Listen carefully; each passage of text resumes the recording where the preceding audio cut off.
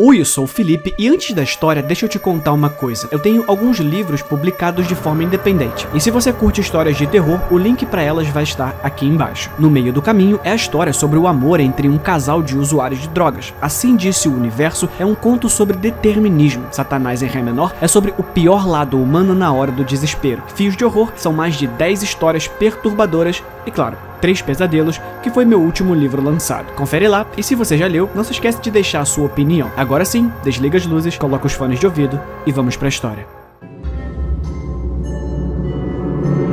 Dupla perda sensorial.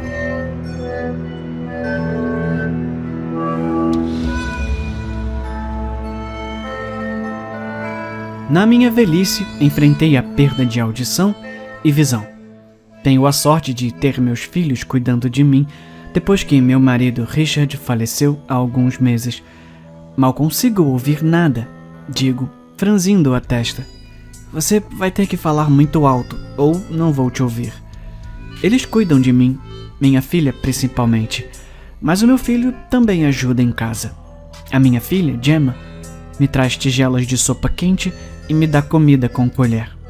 Ela é enfermeira, então me dá comprimidos para ajudar nas dores do envelhecimento, nas dores de perder o único amor que já conheci. Sempre tiro uma soneca logo depois do almoço. Eu estou cega como um morcego, digo, rindo da minha própria desgraça. Faz anos que não vejo meus filhos e agora nem consigo ver você. Meu filho, Roger, instala algumas barras de apoio na banheira. Quase caio ao sair da banheira, mesmo tendo me firmado com a mão na barra de metal. Tive a sorte de desabar contra a parede em vez de cair completamente. Acabei com um hematoma desagradável e sensível em todo o braço. Gemma, é claro, é rápida em oferecer mais analgésicos. Ela explica em voz alta que, embora o hematoma roxo profundo, quase preto, pareça ruim, é muito melhor do que um quadril quebrado. Uma queda como essa poderia me matar nessa idade. Roger até colocou um elevador de banheira novo e sofisticado para que eu possa entrar e sair da banheira com facilidade, mas diz que ainda preciso ser monitorada de agora em diante. Eu não me sinto confortável com ele assistindo, então Gemma senta por perto para ligá-lo e garantir que não funcione mal. Mal consigo ouvir qualquer coisa, digo a eles, mas ainda consigo ouvi-los conversando na cozinha, depois que minha filha me deixa para tirar uma soneca da tarde. Eu tô realmente lutando agora. Gemma geme. Você não tá preocupado com a sua família? Roger suspira, exausto. Sim, eu tô.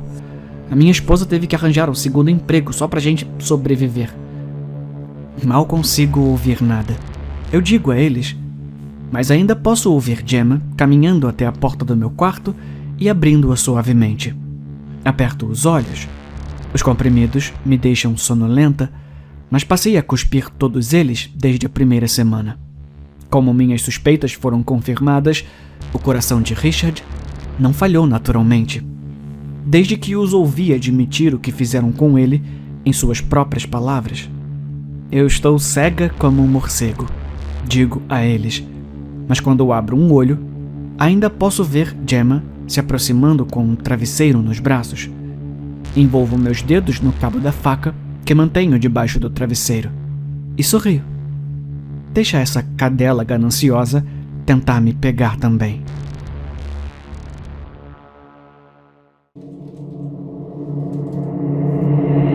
Tem um homem no quarto do bebê. É estranho que eu estivesse sonhando com minha filha um momento antes de abrir os olhos e vê-la olhando para mim ao lado da minha mesa de cabeceira. Na escuridão do quarto, eu conseguia distinguir o seu contorno de uma menina de 6 anos, as mãos entrelaçadas na cintura, preenchendo seu semblante duvidoso, ao perturbar alguém de autoridade, as bochechas rechonchudas que sempre puxavam seus lábios em um sorriso malicioso, aquele cabelo loiro encaracolado que ela ganhou da mãe, que roncava delicadamente ao meu lado. Eu estava tonto e ainda não havia luz do sol penetrando pelas janelas, então eu sabia que era meio da noite. Lúcia? Papai, tem um homem no quarto do bebê. palavras tão sinistras da voz mais doce. Num piscar de olhos, arranquei as cobertas do meu corpo, acordando minha esposa no processo.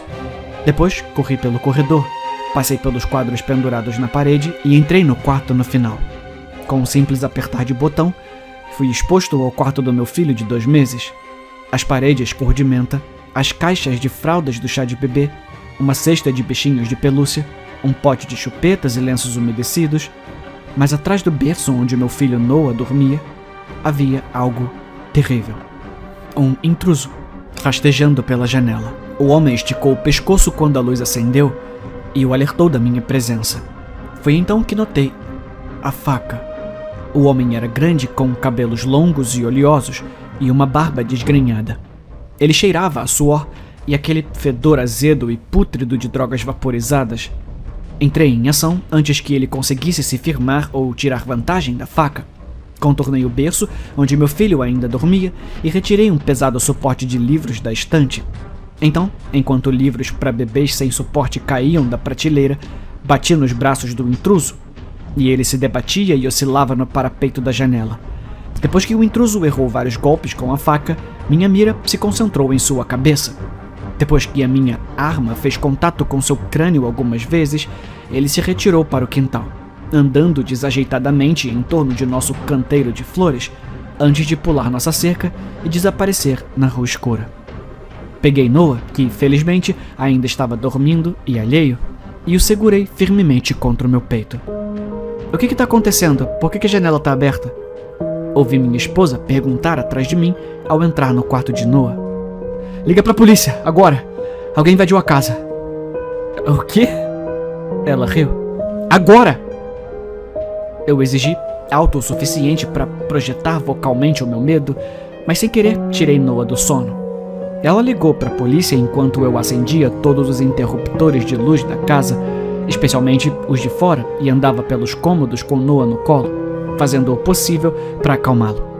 Demorou 2 voltas pela sala de estar, mas finalmente ele ficou calmo o suficiente para que minha esposa e eu conversássemos após o telefonema dela. Você vai me contar o que aconteceu? Ela perguntou. Ah, sim, desculpa por ter gritado mais cedo. Eu acho que foi, sei lá, adrenalina. Tá, tudo bem. O que aconteceu? Alguém tava tentando entrar na casa pelo quarto do Noah. Eu esqueci de trancar a janela depois que a gente pintou o quarto dele. Lembra? A gente abriu pra ventilação. Eu sinto muito, querida. Alguma coisa poderia... Ah, para com isso. Minha esposa exigiu. O Noah tá bem. Você tá bem, eu tô bem. Todo mundo tá bem. Sim, você tem razão. A polícia tá a caminho. Eles vão encontrar o cara. Não vai ser tão difícil de achar. Provavelmente deve estar perambulando por aí, drogado. O que fez você acordar? O Noah tava chorando? Parei por um momento para considerar uma resposta e depois olhei para o meu filho com olhos curiosos. Sim, o choro do Noah me acordou. Ah, desculpa, eu não ouvi você chorando, meu amor. Ela disse, fazendo um carinho na cabeça do nosso bebê. Tá, não se preocupa com isso. Tudo acabou da melhor maneira. Que tal um café, querida? Ela foi até a cozinha e eu vi a cafeteira sendo lavada. Levei Noah para o corredor e o apoiei ao meu lado para que ele ficasse no nível dos olhos das fotografias que cobriam o corredor. Mostrei ao meu filho a foto de uma menina de 6 anos, com cachinhos loiros que flanqueavam um sorriso entre as bochechas rechonchudas. Essa é a Lúcia, Noah. Ela é sua irmã mais velha. Noah, com dedos minúsculos e atarracados, estendeu a mão e plantou a palma na moldura. Eu sempre soube que ela seria uma ótima irmã. Ela morreu antes de você nascer, Noah, e sua mãe e eu sentimos falta dela todos os dias. Mas é bom saber que ela ainda tá cuidando do irmão mais novo.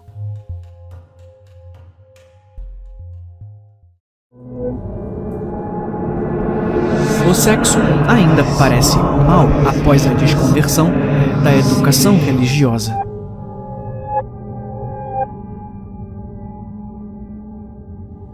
No ano passado, eu me desconverti de uma seita. E depois de 2 décadas de sermões diários sobre sexo é mal, eu não consigo afastar a sensação de que o que eu tô fazendo é nojento e vil. Honestamente, a culpa tá tão arraigada que provavelmente teria passado o resto do meu tempo evitando as mulheres. Mas então, Althea e eu nos conhecemos, por acidente. Durante uma caminhada, a parte de trás da minha camiseta ficou presa em uma madeira que se projetava de um tronco podre. Ouvi passos pisoteando as folhas caídas e olhei em volta, e tive uma visão ali, parada. A maneira como Althea lambeu seus grandes lábios carnudos me fez sentir como um tubo de pasta de dente sendo espremido. Ela perguntou se eu estava sozinho. Eu disse sim. Ela me disse para me virar para que ela pudesse me ajudar. Quando seu corpo pressionou contra o meu, um frio na barriga quase me fez desmaiar. Althea perguntou o que havia de errado e, como um idiota, eu disse a ela que era o mais próximo que já estive de uma mulher. Ela desabotoou minha camisa e me convidou para tomar um café. A formação de Althea era semelhante à minha. Ela tinha vergonha do seu corpo e não tinha explorado os seus desejos até os 20 e tantos anos, a altura em que a congregação da sua antiga igreja a expulsou da aldeia com tochas e garfos. Ela disse que ficaria feliz em me educar sobre sexo e mulheres. Tudo o que ela pediu foi que eu não compartilhasse detalhes sobre nossas vidas românticas com ninguém. Eu espero que postagens anônimas da internet não contem. E que eu nunca assistisse pornografia. O que, de qualquer maneira, só aumentaria o ódio por mim mesmo. O problema é que, 6 meses depois, eu ainda sinto que estamos iniciando algo mal. Se eu sonhar acordado com relações sexuais, o meu cérebro se tornará uma lixeira de pensamentos induzidos pela cultura da pureza. Em um texto simples e obsceno, é suficiente para me fazer sentir como se as pessoas na rua estivessem me olhando de soslaio. Como se eles soubessem que eu tô corrompido. A culpa fica cada vez pior, a tal ponto que eu tô lutando contra a minha vontade, até que realmente nos despimos. No momento, fico tão focado e animado que a vergonha desaparece. Mas então, a metade superior de Althea se separa.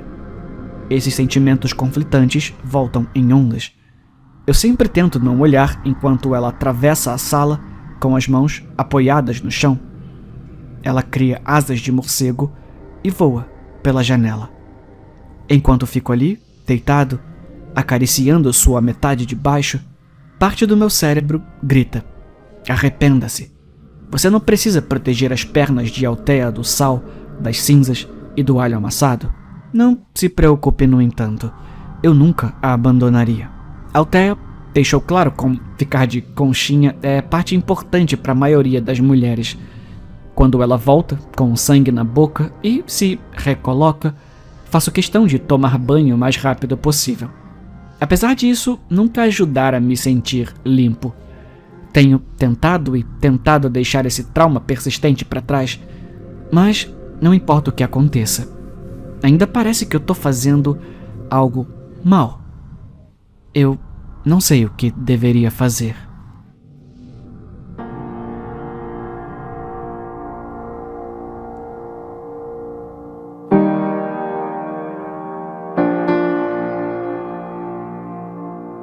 Atenção, criança desaparecida. A voz falhou em falso entusiasmo pelo interfone, forçosamente doce para não alarmar os clientes que faziam compras. Mesmo assim, todos pudemos ouvir o aborrecimento na voz, enquanto o código familiar nos obrigava a parar o que estávamos fazendo e procurar uma criança perdida. Já tínhamos 3 hoje e era quase meio-dia. Muitas vezes elas estavam escondidas em um cabideiro, esperando que sua mãe os encontrasse. Ou às vezes, nós as encontrávamos no corredor da padaria, mastigando alegremente uma caixa de doces que eles abriram e seus pais se recusariam a pagar. Eu revirei os olhos e gemi mentalmente. Honestamente, quão difícil era acompanhar o seu próprio filho. Eu sei que as crianças são pequenas e às vezes escorregadias, mas não desaparecem no ar.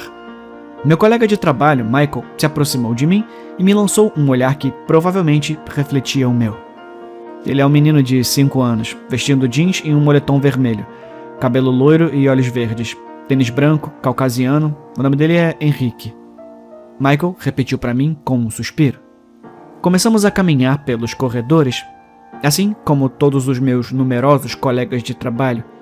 Verificamos o corredor da padaria, o corredor dos brinquedos e verificamos as prateleiras de roupas.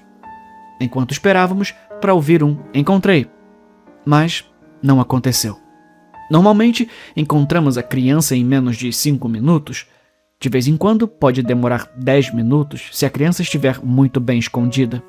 À distância, podia ouvir alguns gritos histéricos e tentativas de apaziguamento do meu gerente também se juntaram a eles. Provavelmente era a mãe do Henrique, gritando com meu chefe sobre por que está demorando tanto para encontrar o seu precioso filho. Mais 5 minutos se passaram e eu estava ficando irritado.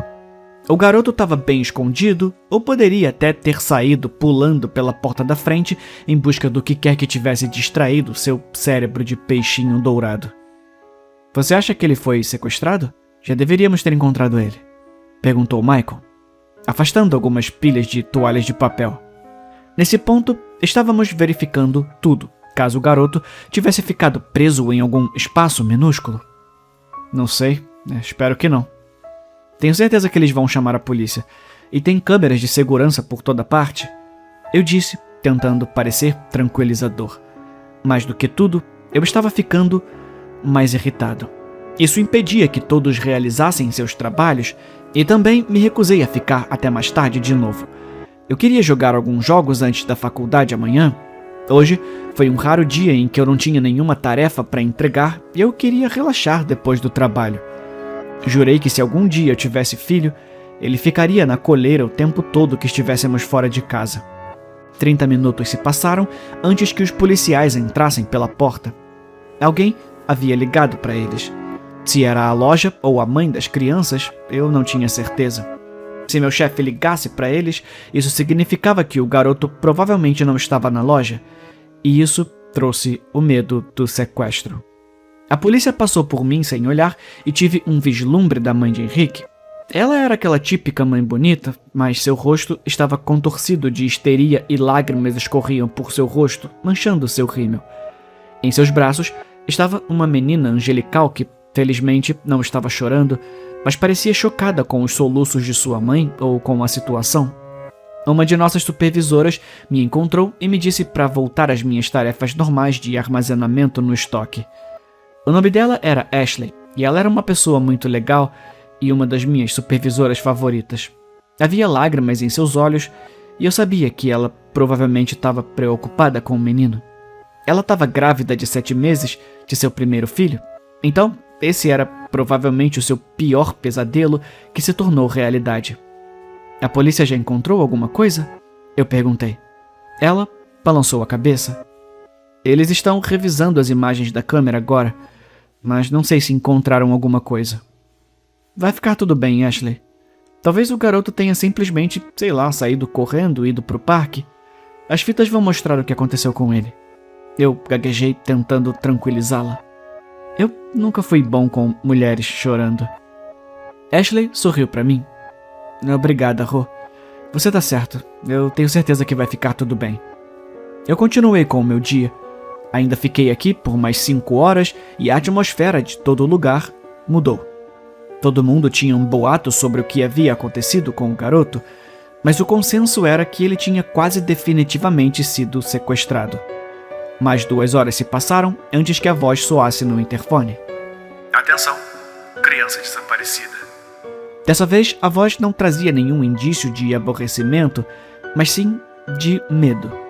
Mesmo eu não me importando com isso dessa vez, eu realmente esperava que encontrássemos alguma criança gordinha mastigando algum doce que tinha roubado. Era melhor do que a alternativa.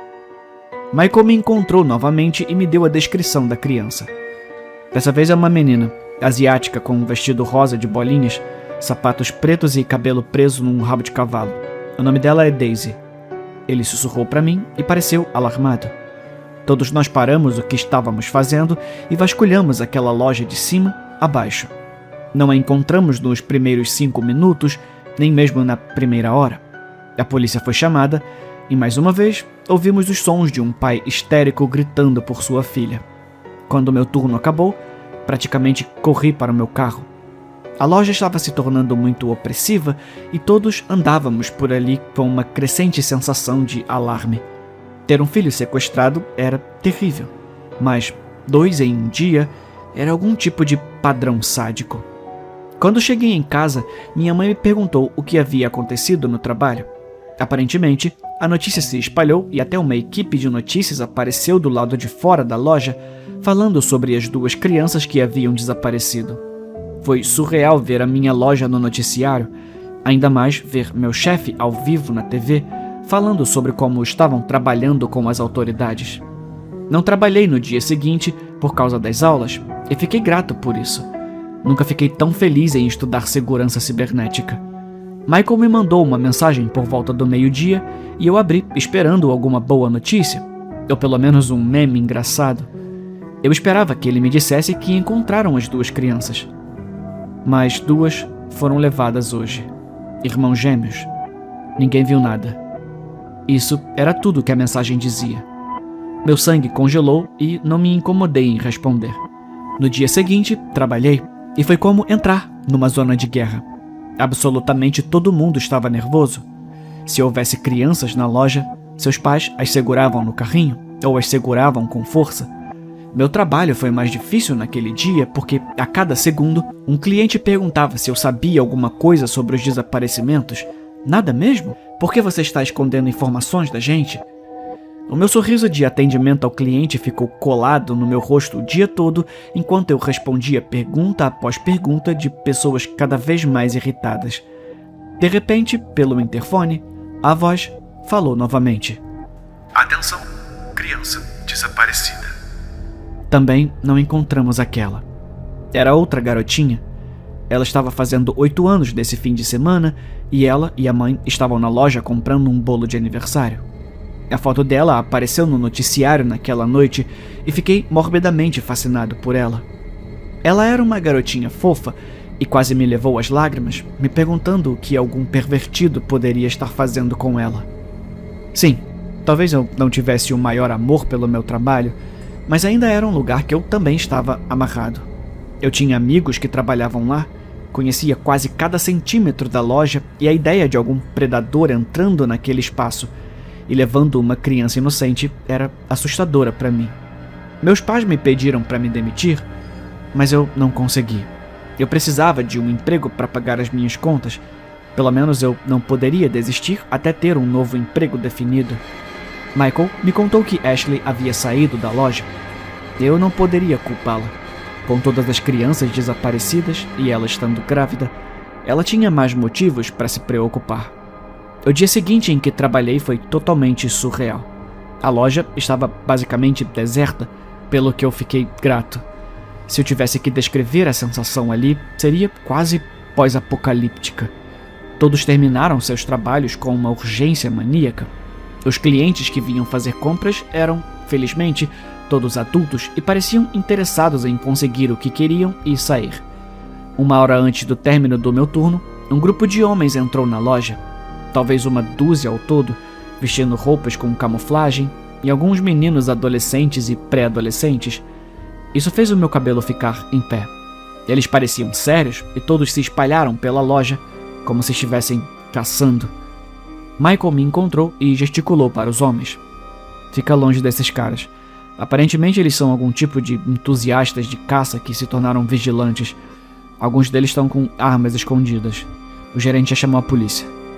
Ele sussurrou para mim. Meu coração começou a bater forte. Esconder e portar armas de fogo era proibido na loja.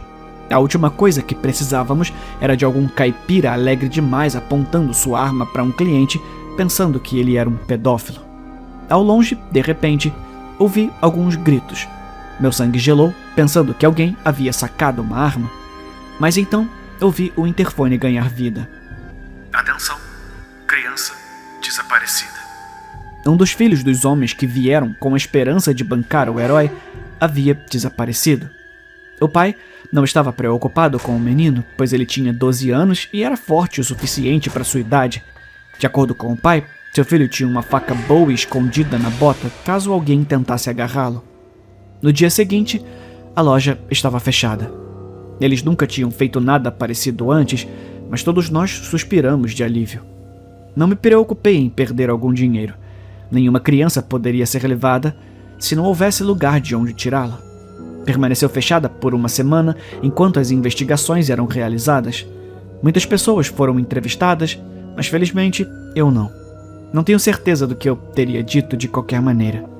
Eu só descobri isso de segunda mão, mas as fitas que normalmente mostrariam cada centímetro quadrado da loja nunca mostraram o que aconteceu com as crianças. Em cada fita, cada criança parecia desaparecer inexplicavelmente no ar. A culpa era de uma falha estranha nas câmeras, embora eu não tenha certeza se alguém realmente acreditou nisso. As teorias da conspiração enlouqueceram e muitos gestores de alto escalão foram ameaçados. As pessoas culpavam o tráfico humano, a abdução por alienígenas e até portais para outra dimensão. Alguém tentou queimar a loja, mas não tiveram sucesso e nunca pegaram quem fez isso. Depois disso, as empresas decidiram que fechar a loja permanentemente era o melhor curso de ação. Fiquei lá durante os últimos dias e vi a loja cair como uma espécie de animal moribundo. Eu ouvi um último "atenção, criança desaparecida". Uma criança de 10 anos entrou na loja para comprar roupas baratas com os pais durante a liquidação final e não foi encontrada. Suponho que o fato de a loja estar lotada de gente procurando descontos fez com que seus pais pensassem que ela estava segura. Depois daquele dia, eles fecharam a loja e enviaram o estoque para ser vendido em outro lugar. Nunca mais pisei no local. Não que eu também quisesse. Acho que os pais das crianças desaparecidas processaram a loja, mas eu não tenho certeza do que aconteceu. Já se passaram alguns anos e felizmente eu me mudei. Tenho um bom trabalho, longe do varejo ou de qualquer grande loja. Quando visito meus pais, eu tenho que passar de carro por aquele velho prédio em ruínas. Está coberto de pichações e, pelo que parece, alguém tentou queimá-lo de novo. E esse lugar se tornou uma fonte de lenda para as crianças que vivem lá. Aparentemente, se você caminhar até as paredes e encostar o ouvido no bloco de concreto em decomposição, poderá ouvir crianças gritando, pedindo que você entre para procurá-las.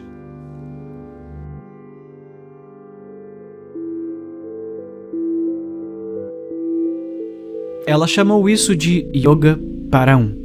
Eu encontrei a transmissão dela há um mês, durante uma rara mistura de falta de autocuidado e tempo livre que colidiu em algo parecido com motivação. Escondida entre as aulas de kickboxing e os idiotas da academia caseira, estava a sua thumbnail. Isso chamou a minha atenção.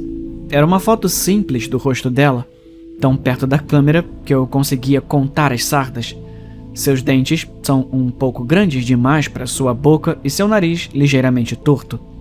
Nunca fui o tipo de cara que pensa em fazer yoga, mas entrei e, em questão de segundos, fiquei fascinado. A garota estava em sua sala de estar, uma mise-en-scène aleatória, o chão salpicado de plantinhas tristes e pilhas de revistas. Ela posou com as mãos no chão e os quadris levantados no ar, sua bunda empoleirada no centro da tela. Eu decidi ficar um pouco. Eu não tinha tapete de yoga, então estendi uma toalha. Foi difícil acompanhar. Ela falava muito e só uma fração era sobre as posições. Pressione os calcanhares e incline a cabeça sobre os pés, respirando profundamente. Os meus pés cheiram a pêssego e creme hoje. Dá vontade de devorá-los. Eu adoro pêssegos de verão. Adoro mordê-los e sentir o suco explodir na minha boca. Isso me lembra a época em que eu caí no atoleiro meditativo tecido por suas palavras, inalando o cheiro das minhas próprias meias, sem perceber que ela havia mudado para uma pose diferente. Depois de um tempo, meus músculos tremeram com o esforço de sustentar meu corpo mole nessas posições desconhecidas. Então, encerrei o dia. Foi então que percebi isso. Visualizações 1. Era eu. Eu era o único assistindo. Senti uma onda inexplicável de culpa quando fechei o navegador, como se a estivesse abandonando. Voltei ao canal dela nas tardes seguintes. Foi a coisa mais estranha. Ela estava sempre transmitindo. Ela não percebeu minha presença ou ficou apática a ela. Suas divagações, tão livres que se aproximavam da associação aleatória de palavras, não pareciam mudar, quer eu estivesse lá ou não. Ela estava frequentemente no meio da frase quando eu entrava, tentando ser encantadoramente crua em sua tendência a atrapalhar as instruções. A curiosidade me dominou. Eu ansiava por descobrir mais sobre essa criatura fascinante. Seus movimentos me atraíram, como se ela estivesse me agarrando através dela. Fiquei maravilhado com a sensação de ser o seu voyeur silencioso. Desenvolvi mais conforto com as posturas básicas, embora ainda não conseguisse colocar as mãos perto dos dedos dos pés. Muito cedo, ela aumentou o nível de dificuldade. Ela se acomodou nas divisões, cada perna estendida, os dedos dos pés apontados em ângulos retos perfeitos. Tentei o meu melhor para replicar a pose, a minha virilha protestando contra a pressão. A cada dia, ela avançava um pouco mais. Ela curvou a coluna bruscamente atrás dela, um arco gracioso. Ela levantou a perna de trás no ar em um ângulo que pareceu desviar o seu quadril do lugar. Forcei o meu corpo a se aproximar do formato dela, o que meus tendões permitiam, meus dentes cerrados contra os avisos agudos emitidos pelos meus tendões. À noite, sonhei que ela estava quebrando minhas articulações, quebrando meus membros nas formas limpas que ela mantinha com tanta facilidade. Um dia, ela torceu os braços tão para trás que senti uma dor solidária e dobrou-se de modo que as pernas dobradas envolvessem os ombros, tocando os dedos dos pés atrás do pescoço.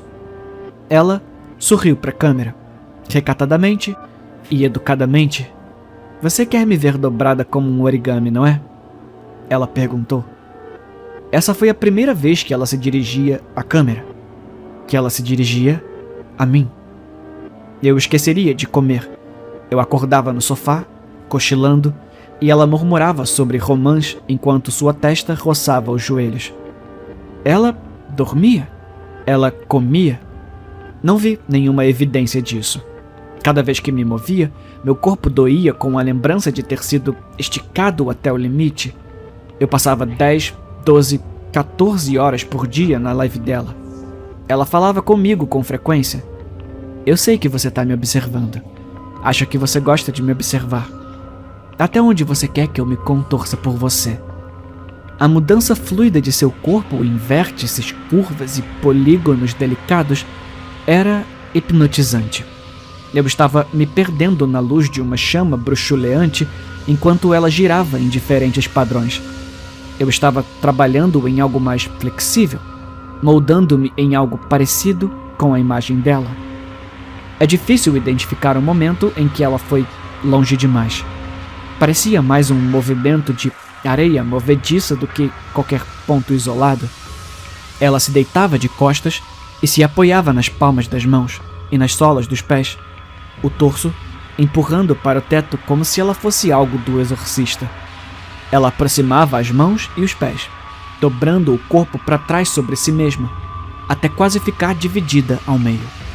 E então, ela deslizava para frente, até que o branco de seus olhos inundasse a tela, me assustando tanto que pulei. E ela ria, como se tivesse feito uma piada.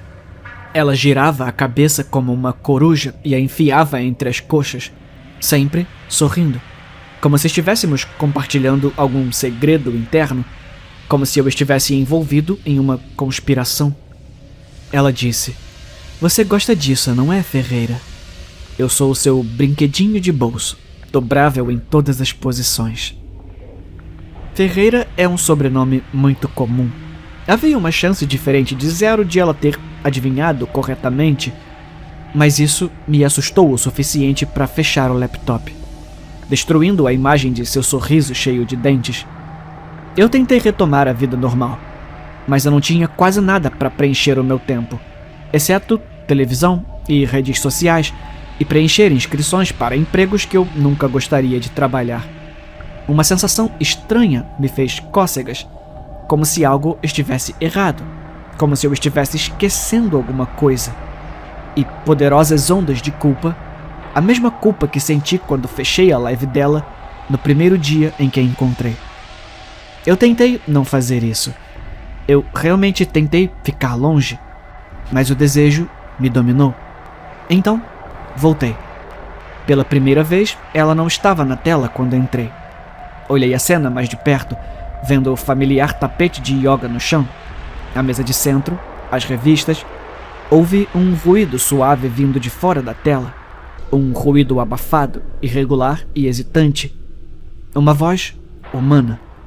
Aumentei o volume ao máximo e não sabia dizer se era risada ou choro. Sentindo-me mal, eu fechei a live. Isso nos leva a ontem. Eu havia passado inúmeras horas pensando nela, imaginando o que ela estava fazendo, se ainda contava histórias para o seu visitante invisível. Eu entrei. Seus olhos preencheram o campo de visão da webcam, tão de repente que eu recuei, e aquele som, ecoando pelas paredes do apartamento dela e do meu, agora estava claro que era um som de agonia. O seu gemido era sem palavras, e à medida que o seu rosto se afastava, percebi por quê. O seu pé descalço estava enfiado até a metade na boca, a mandíbula quase desencaixada para acomodá-lo, o calcanhar preso entre os dentes. Lágrimas escorriam por seu rosto, acumulando-se nos cantos de seus lábios esticados. Seus braços estavam cruzados atrás da cabeça e a outra perna estava dobrada sobre a primeira. Ela estava lutando e percebi que ela estava presa. Ela estava presa naquela posição. Uma bola de membros torcidos e articulações tensas, incapaz de falar. Eu olhei boquiaberto para ela e seus olhos encontraram os meus, parecendo piscar em reconhecimento. A força de seus soluços aumentou. Eu não tinha certeza. Eu não tinha ideia do que fazer. Eu não sabia o nome dela nem onde ela morava, nem tinha certeza se ela estava no mesmo país que eu. Eu fiquei sentado, congelado, por longos momentos, observando os espasmos de seus membros enquanto ela tentava sair da jaula que seu corpo formava. Então, me ocorreu. Eu poderia digitar, tentar ajudar. Você pode digitar o seu endereço? A mensagem sinalizou sua chegada em seu computador, a nossa primeira comunicação real. Ela balançou a cabeça quase imperceptivelmente, com a leve amplitude de movimento que sua posição permitia. Eu tentei novamente. Você consegue digitar com o nariz?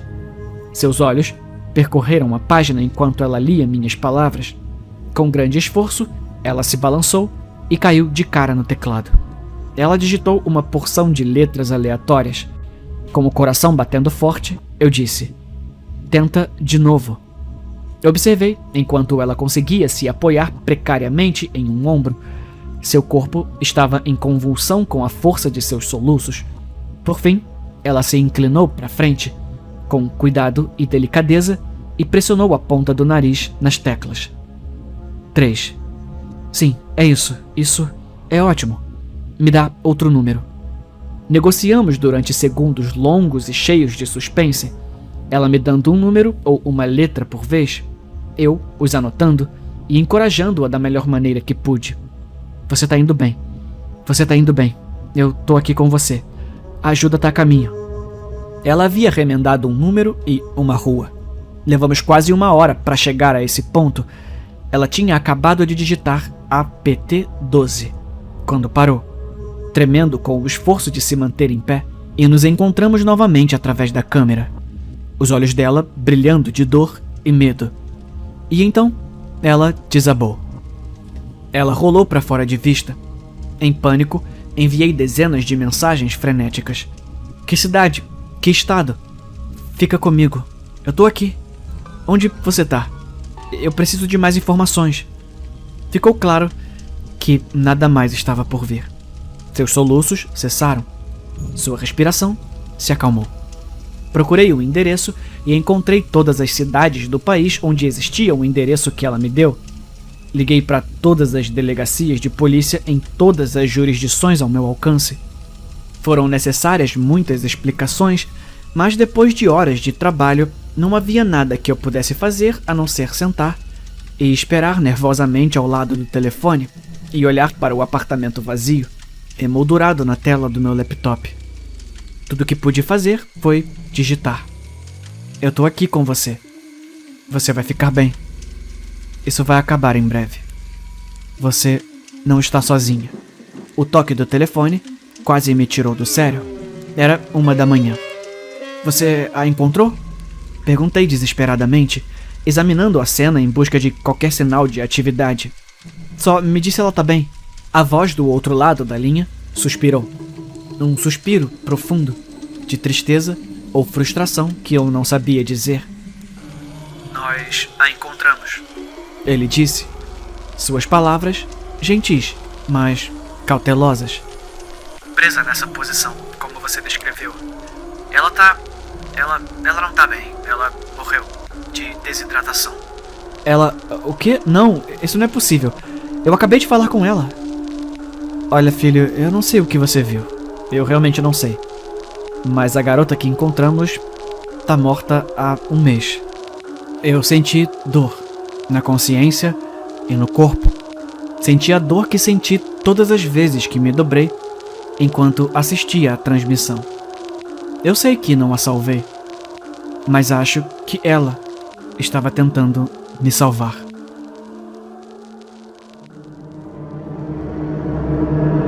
Documentação suplementar sobre um incidente no Bar e Grill Atenas.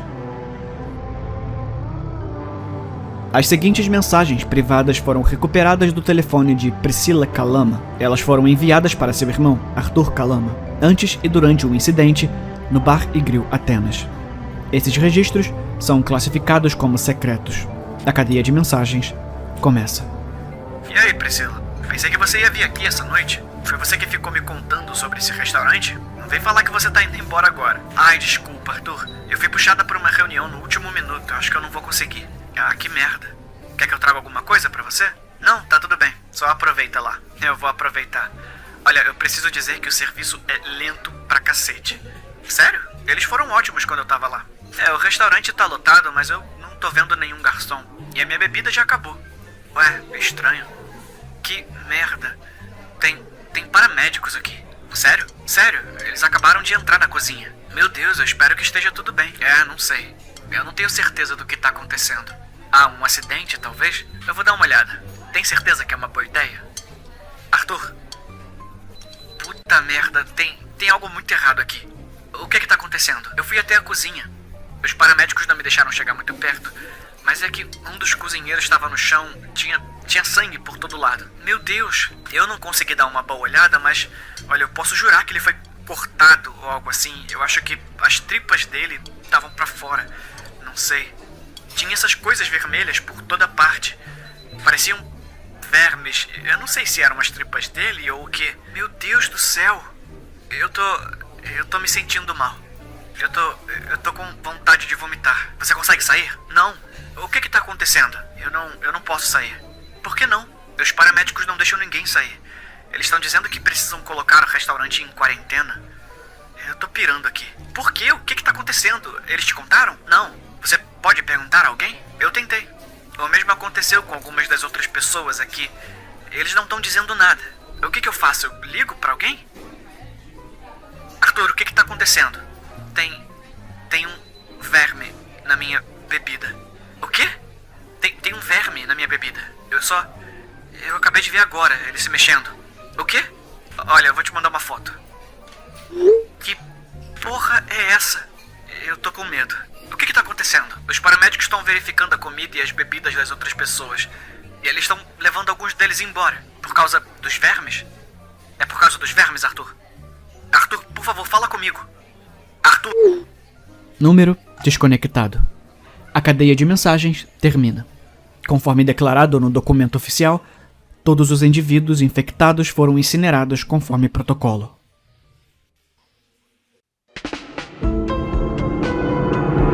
As pessoas no armário. Ontem à noite, minha filha de 2 anos nos disse que não gostava quando as pessoas no armário tocavam seus pés.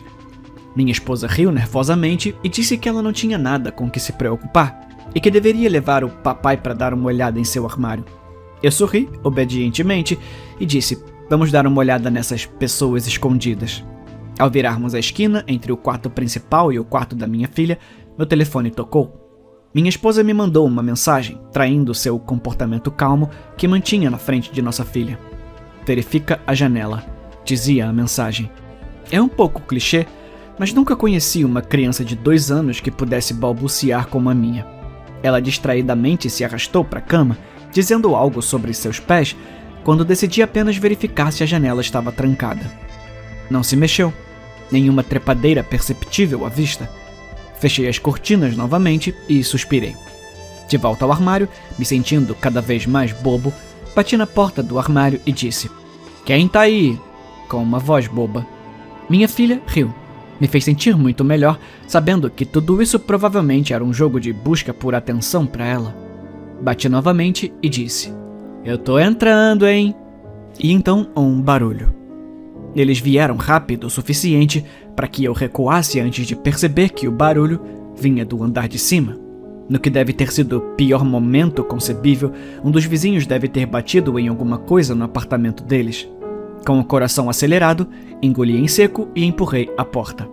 Como eu esperava, tudo o que vi foram roupas e brinquedos, dinossauros, desenhos, bonecos e algumas caixas aleatórias de coisas para guardar para quando ela crescer. Peguei uma das bonecas que estava no chão do armário e levei para a cama. Eu balancei na frente da minha filha e disse brincando: "Nós só queremos cheirar seus pezinhos fedorentos. Queremos fazer cócegas neles." Meu bebê começou a rir de novo e estendeu a mão para sua boneca e a deitou a alguns centímetros dela. A cabeça da boneca compartilhando o travesseiro que ela tinha. Pronto, pensei. Lembro-me claramente de ter ficado assustado com uma boneca no meu armário quando era criança. Talvez ela simplesmente tenha lembrado que tinha isso lá e teve um pesadelo com isso. "Viu, meu amor? Não tem nada aí. Nenhuma pessoa. Agora é hora de dormir, tá? Você tem que acordar cedo amanhã." "Tá bom, papai." Sua voz era doce e a frustração que eu sentia por ela diminuiu drasticamente. Ela tem sorte de saber como usar o carisma quando precisa. Verifiquei novamente a luz noturna e em seguida apaguei a luz do teto e decidi dar uma última olhada em seu quarto antes de dormir. Quando a porta se fechou, observei a boneca em sua cama se sentar para me ver sair.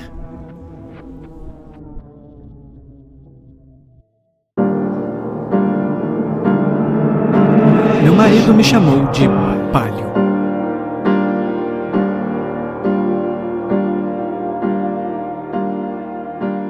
Ainda me lembrava da conversa no início do nosso relacionamento, enquanto preenchia um questionário bobo online.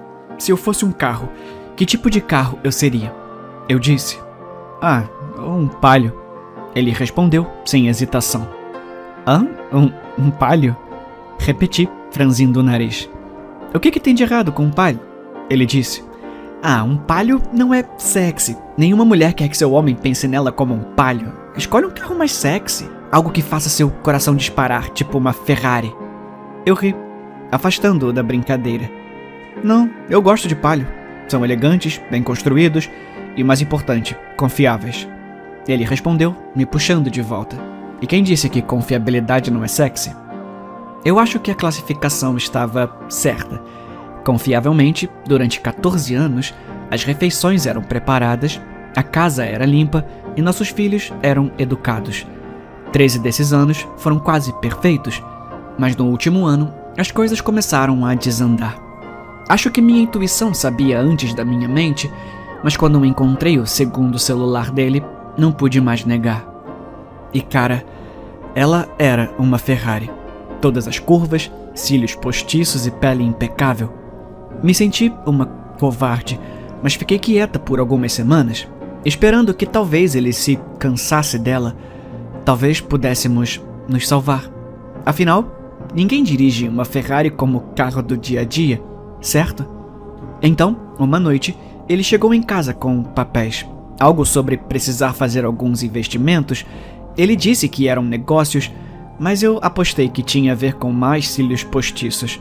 Brigamos e ele tinha ido embora quando acordei na manhã seguinte. Deixei as crianças na escola e fui a uma locadora de carros. como ele usava o telefone apenas para mensagens secretas e fotos não impressionantes, achei que ele não perceberia o aplicativo de rastreamento. Eu queria pegá-los do flagra, então não podia estar em minha van. Por puro despeito, exigi um palio. Eles tinham falado sobre a cabana da família dela e, julgando pela direção no aplicativo, era para lá que eles estavam indo. Alcancei-os rapidamente. Depois de um tempo, éramos apenas nossos 2 carros. Deixei-me aproximar o suficiente para ver suas silhuetas. Vi a cabeça dela se mover para o colo dele. Senti minha visão embaçar enquanto pisava no acelerador. Passei por eles rapidamente e, em seguida, pisei no freio. Ele desviou e vi o carro desaparecer na encosta íngreme. Não havia ninguém por perto, então dei a marcha ré e olhei para os destroços mutilados lá embaixo. A fumaça rapidamente se transformou em chamas suaves e lambedoras. Vi um punho ensanguentado bater desesperadamente na janela do lado do motorista. Tornou-se mais fraco e mais fraco. Então, lentamente, parou. Mais tarde, depois de me recompor, devolvi o carro à locadora. "E aí, como ele se comportou?" perguntou o agente animado. Um punho ensanguentado batendo na janela passou pela minha mente e sorri. Ah, um típico palio, simples e confiável.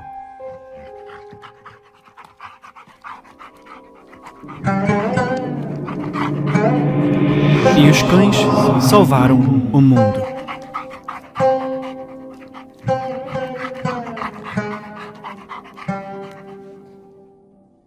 Só soubemos que eles existiam por meio de imagens de câmeras de segurança. Enormes figuras parecidas com lobos movendo-se tão rápido que você mal conseguia vê-las. Eles estavam invadindo casas delicadamente. Eles eram inteligentes. Ficou claro que os lobisomens tinham um propósito: transformar todos os humanos. Como uma mente coletiva, todos conheciam o plano e trabalharam juntos. Os militares enviaram a primeira lua cheia depois de serem descobertos. O resultado foi complexo. Rifles, tanques, não eram nada para os lobisomens. A única chance que tínhamos era encontrá-los nos 27 dias em que não estivessem transformados. Não há exame de sangue para descobrir um lobisomem. Nenhum computador pode analisar e encontrar o lobo dentro de você. A salvação veio do melhor amigo do homem. Os cães podiam sentir o cheiro deles, mesmo quando eles estavam em forma humana. Todos os cães começaram a pirar, latindo para transeuntes aparentemente inocentes nas caminhadas. O governo recrutou todos os cães e proprietários disponíveis. Larguei meu emprego imediatamente e fui treinar com Nhoque, o meu pastor alemão. O governo pagou bem. O homem encarregado da operação foi o General Hovitz. Era evidente que ele acreditava que isso estava abaixo dele, supervisionando o treinamento de milhares de cães. Os mesmos policiais que treinaram cães policiais nos treinaram. Não demorou muito para que estivéssemos em público. O governo queria tantos cães em tantos lugares quanto possível. Nhoque e eu patrulhamos shoppings e supermercados. Nhoque era bom em encontrar lobisomens. Na primeira semana, ele encontrou 12. Uma vez identificado, o governo executava você. Não havia julgamento. Foi considerado necessário erradicar a ameaça dos lobisomens. Um lobisomem poderia facilmente escapar de qualquer prisão. Eles tinham que te matar antes de você se transformar. Chegou outra lua cheia. Quando acordei na manhã seguinte, vi que havia uma invasão.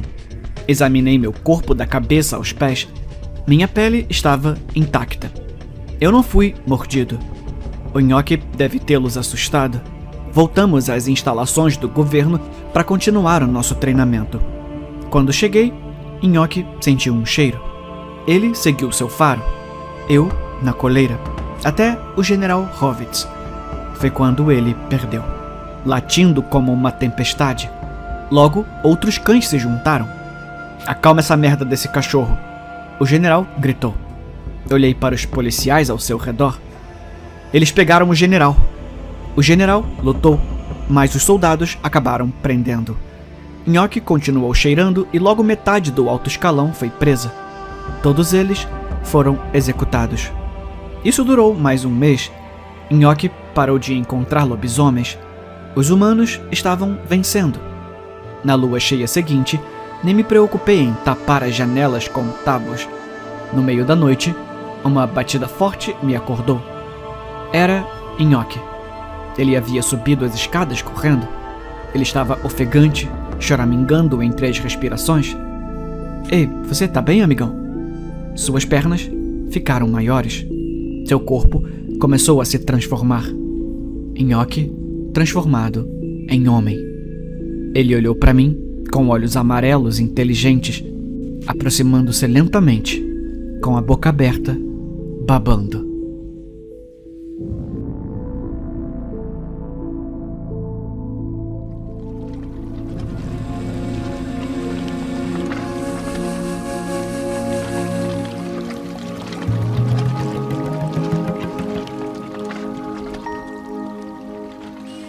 Cada quarto tem uma entrada. Não precisa ser grandioso, nem precisa estar constantemente acessível. Simplesmente pela sua própria definição, uma sala não pode ser uma sala sem entrada e saída.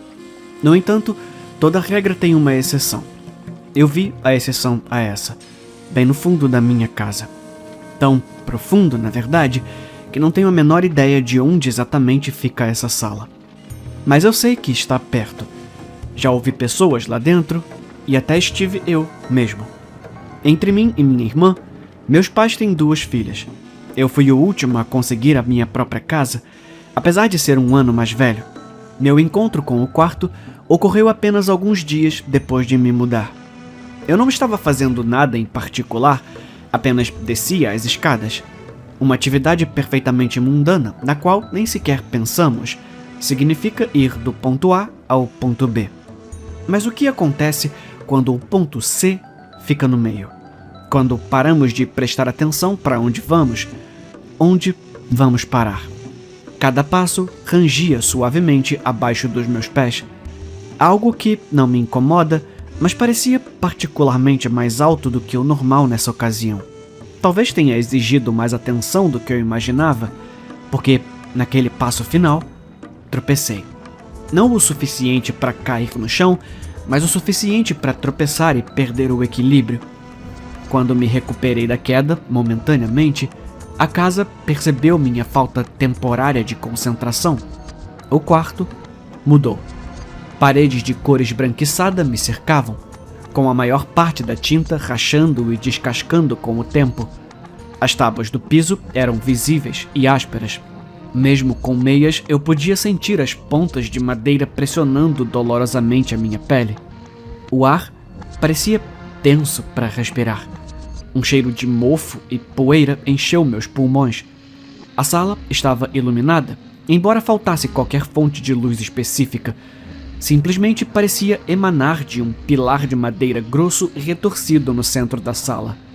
Em um canto, um colchão velho tinha poeira suficiente para ser insuportável. Mesmo limpo, não parecia muito confortável. Desnecessário dizer que fiquei mais do que confuso. Minha mente quis instintivamente refazer os meus passos, apesar do fato de que eu não poderia ter me perdido. Essa era a minha casa, com minha escada. Eu me virei para voltar. Demorei muito para perceber que as escadas não estavam mais lá. No lugar delas, nada. Menos que nada, até. Não havia nenhuma evidência de qualquer entrada ou saída. Sem janelas, sem escadas e, certamente, sem portas. Minha claustrofobia começou a se instalar. A minha mente havia parado de procurar uma explicação e agora estava apenas decidido a encontrar uma saída. Uma façanha impossível, causada por uma sala igualmente improvável. Senti minha frequência cardíaca aumentar e caí no chão. O tempo parecia estar se movendo lentamente. Cada canto dos meus pensamentos concentrava-se apenas nas paredes ao meu redor. Elas podiam não estar se aproximando, mas os meus medos estavam. Quando meus joelhos atingiram o chão, eles pousaram em um material macio, quase lanoso. À medida que minha visão se concentrava e minha mente acelerada se acalmava, percebi que estava no meu corredor.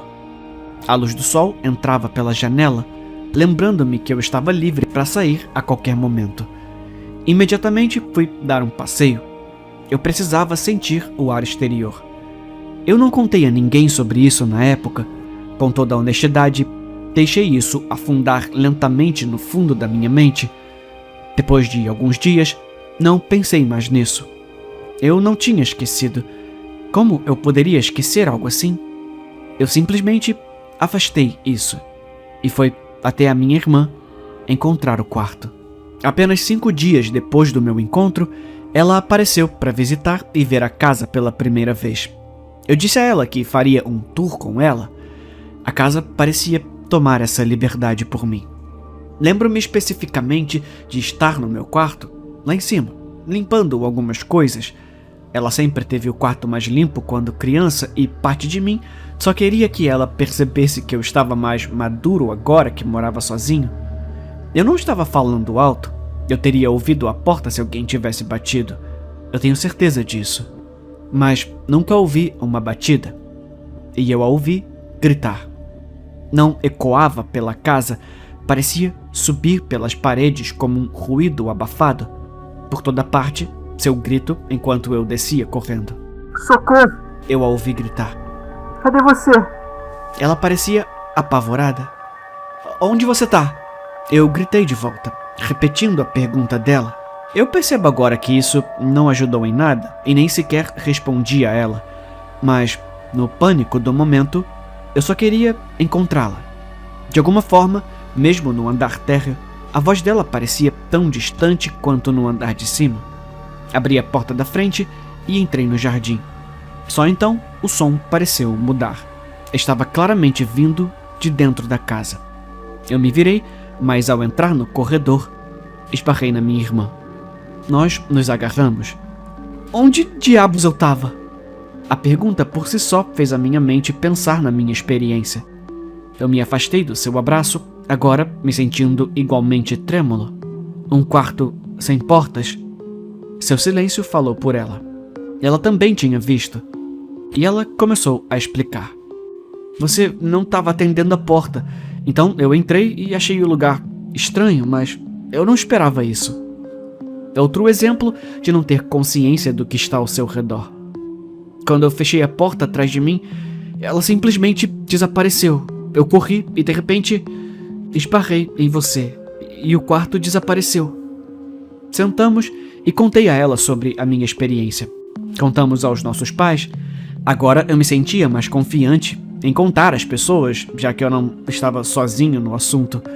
Mas, obviamente, eles apenas viram isso como uma estranha história de fantasmas.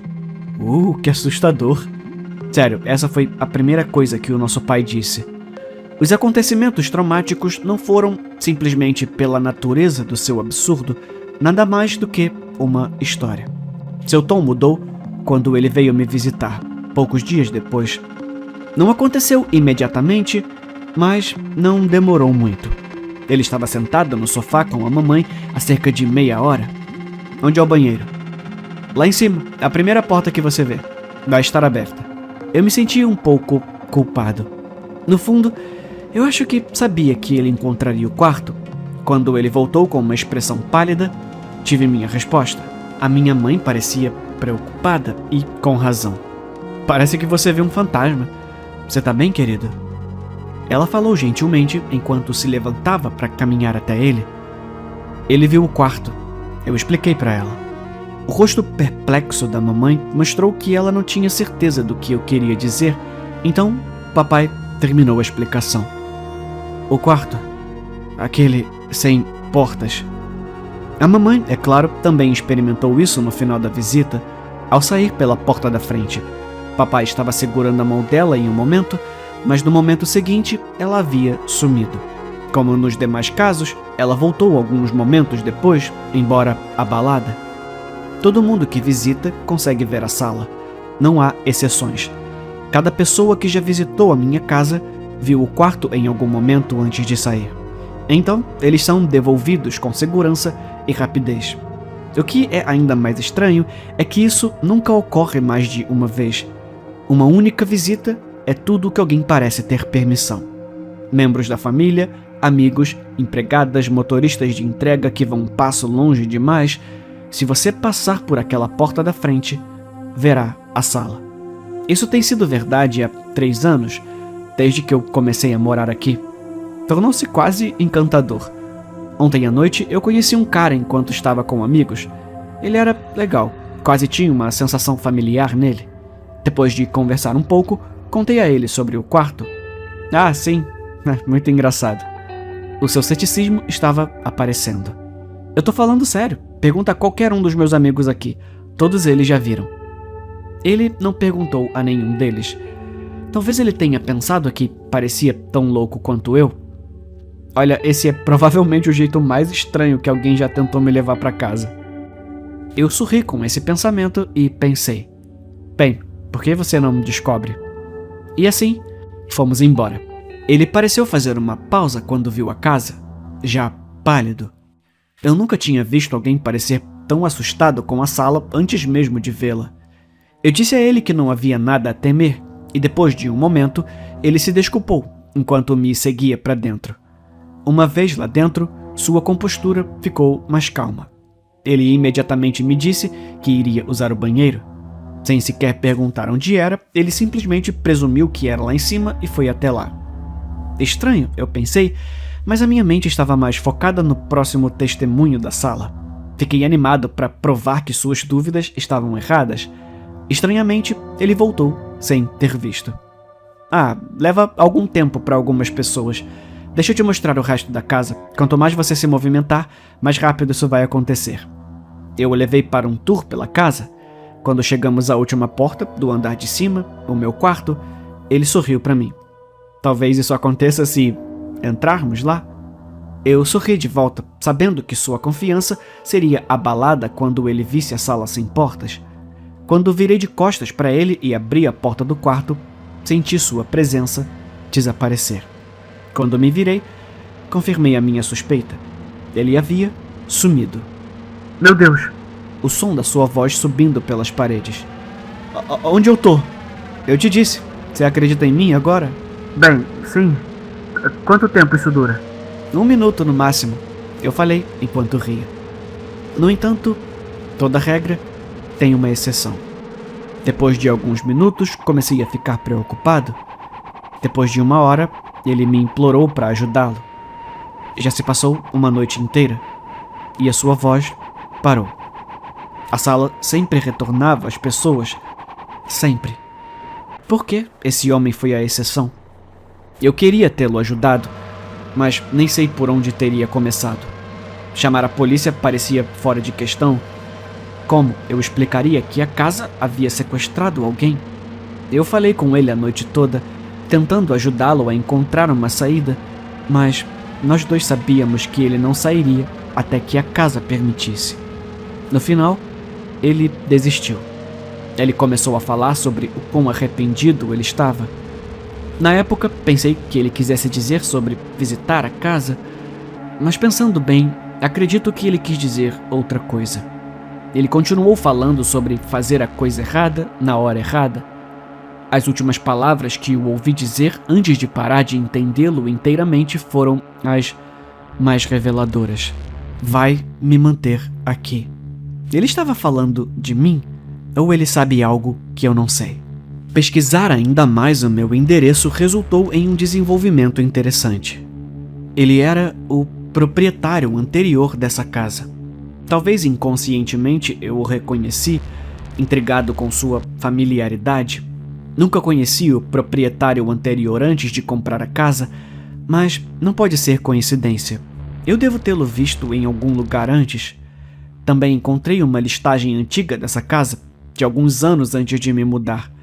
A planta original tinha um porão, algo que falta atualmente nessa casa. Poderia ser esse o quarto? Um amigo dele veio hoje perguntar se ele ainda estava aqui. Expliquei que ele havia saído durante a noite. Seu amigo entrou e saiu. Ele nunca viu o quarto. A sala sem portas encontrou o seu prisioneiro e ninguém entrou lá de novo.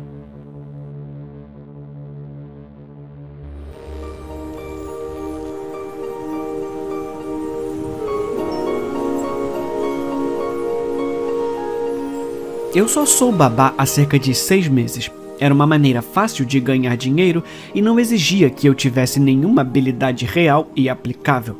No início foi lento, mas há alguns meses eu tirei a sorte grande depois que um jovem casal da parte rica da minha cidade me pediu para cuidar de seus 2 filhos em uma noite de sexta-feira. Eles me pagaram 200 para cuidar de seus filhos extremamente bem comportados por 3 horas em uma casa 5 vezes maior que a minha. Foi incrível. O jovem casal também deve ter pensado que eu tinha feito um bom trabalho, porque a notícia se espalhou rapidamente pela vizinhança rica sobre a jovem simpática que estava disposta a cuidar de seus filhos para que vocês pudessem sair para uma noite de bebida e diversão. E quando digo que esse bairro é um dos mais ricos do nosso estado, eu não estou exagerando. A maioria das pessoas que vivem lá são casais jovens que vêm de uma longa linhagem de famílias ricas. Às vezes, eu fico de babá por algumas horas e ganho uma grana legal. Outras vezes, os pais querem que eu passe a noite enquanto eles vão buscar um quarto de hotel para que possam ficar longe dos filhos, para variar. É aí que eu ganho muito dinheiro. Alguns dias atrás, um marido e mulher me mandaram uma mensagem perguntando se eu poderia passar a noite na mansão deles e cuidar da filha de 7 anos deles. E eu concordei alegremente. Se, ao menos, eu soubesse no que estava me metendo. Quando finalmente chegou o dia, dirigi o meu carrinho surrado até o limite do bairro rico e subi por uma entrada particular que eu nunca tinha notado antes, porque a entrada estava escondida em 3 árvores que cercam todo o lado norte da cidade. Subi essa entrada íngreme e sinuosa pelo que pareceram 10 minutos antes de finalmente ver a casa aparecer. De todas as casas em que eu fui babá, essa foi sem dúvida a mais linda que já vi. Era uma enorme mansão de estilo vitoriano coberta de tijolos marrons escuros, combinando perfeitamente com a floresta que a rodeava. Saí do carro e fui até a varanda da frente, onde bati em uma porta gigantesca de madeira. Alguns segundos depois, uma linda mulher de 30 e poucos anos atendeu e se apresentou como Sra. Collins. Ela chamou o marido e logo depois, um homem extremamente bonito, também na casa dos 30 anos, desceu a grande escadaria segurando uma adorável garotinha nos braços.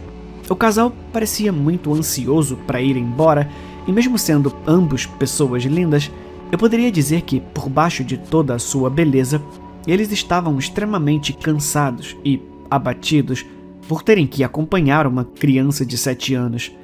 Eles estavam, obviamente, muito entusiasmados por terem uma noite inteira só para eles e mal podiam esperar para sair de lá o mais rápido possível. Antes de o senhor e a Sra. Collins partirem, porém, a Sra. Collins me entregou um pedaço de papel e me disse que havia escrito algumas instruções para eu seguir durante a noite.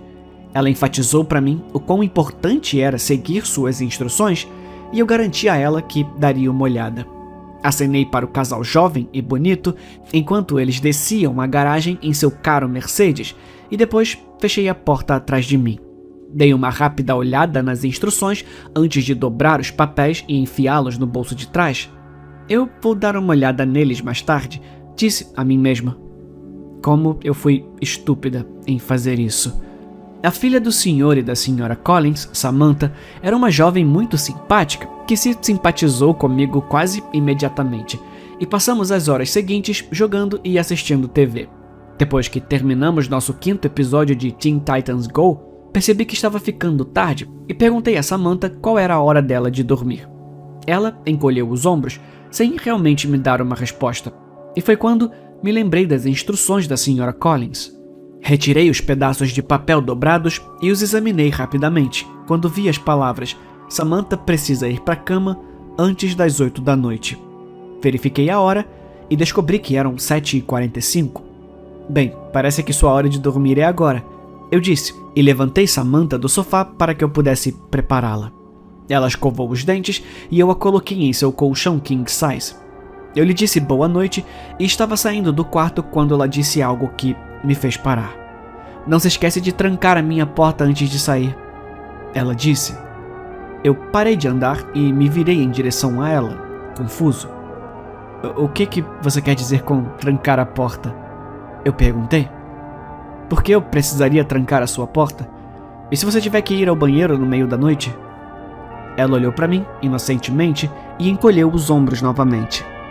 Não sei, mas a minha mãe sempre tranca minha porta antes de eu dormir. Ela diz que faz isso para proteger a mim e a si mesma. Eu não me lembro o que acontece depois que eu durmo, mas a mamãe diz que sempre tento sair do quarto à noite e que isso é ruim.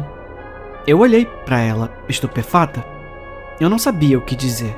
A mamãe me disse que deixaria instruções para você seguir, e trancar a minha porta é uma delas. Ah, tá, ok, Samantha, eu vou trancar a sua porta. Bom, boa noite, querida. Eu gaguejei. Ela me deu um grande sorriso e rolou na cama. Fechei a porta e notei que havia uma trava perfurada no batente da porta que permitiria que alguém trancasse pelo lado de fora. Fechei a trava e desci as escadas para poder ler o resto das instruções da Sra. Collins. Quando vi o pedaço de papel pela primeira vez, tive a impressão de que eram apenas instruções que me diziam quais programas Samantha não podia assistir ou como operar o som surround. Depois que comecei a lê-los, percebi que estava errada. Eu estava completa e totalmente errada. Olá, Anne. Eu estou tão feliz que você concordou em passar a noite e tomar conta de Samantha para nós. Ela é um anjo e tenho certeza que vocês duas se darão muito bem. Eu sei que nossa casa pode parecer velha e assustadora, mas não se preocupe, porque nada de ruim acontecerá com você, desde que siga algumas instruções simples. Primeiramente, Samantha precisa estar na cama de seu quarto com a porta trancada antes das 8 da noite. Não abra a porta do quarto dela depois das 8. Repito, não abra a porta do quarto da Samantha depois das 8. Ela tentará convencê-la a abrir a porta de muitas maneiras diferentes. Ela vai chorar, gritar e ameaçar você até você ceder, mas não dê ouvidos a ela. Ela não pode te machucar enquanto a porta estiver fechada.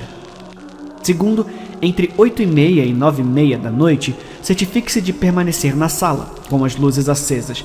Por volta dessa hora da noite, você poderá ouvir arranhões e rosnados vindos do quarto de Samantha ou de outras partes da casa. Esses ruídos não são motivo de preocupação enquanto você permanecer na sala de estar. Assista um pouco de TV para passar o tempo. Temos muitos filmes para escolher. Terceiro, depois das 9h30, não se aventure em áreas escuras da casa. Eu recomendo que você acenda o máximo de luzes possível antes das 9h30, para não se prender acidentalmente. Você pode começar a ver coisas escondidas nas áreas escuras da casa de vez em quando e, às vezes, elas até tentarão falar com você. Apenas ignore-os, e eles acabarão ignorando você também. Você também pode ver um par de olhos de gato amarelos olhando para você na escuridão de vez em quando. Não olhe para eles por mais de 30 segundos. Por volta das 10 da noite, pode começar a parecer que há várias pessoas andando no porão lá embaixo. Não se preocupe, porque enquanto você ficar fora do porão, eles não poderão chegar até você.